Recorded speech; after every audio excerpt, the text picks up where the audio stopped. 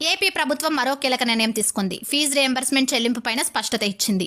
Fee reimbursement గురించి ఎన్నికల ప్రచారంలో ఇచ్చిన హామీ మేరకు కొత్త విధానంలో ఇక చెల్లింపులు జరిగేలా నిర్ణయం తీసుకుంది.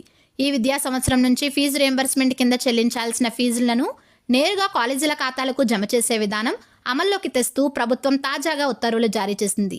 2024-25 విద్యా సంవత్సరం నుంచి విద్యార్థులకు ఇచ్చే ఫీజులు కాలేజీల ఖాతాల్లో జమ చేయనున్నట్లు ఉత్తర్వుల్లో స్పష్టం చేసింది.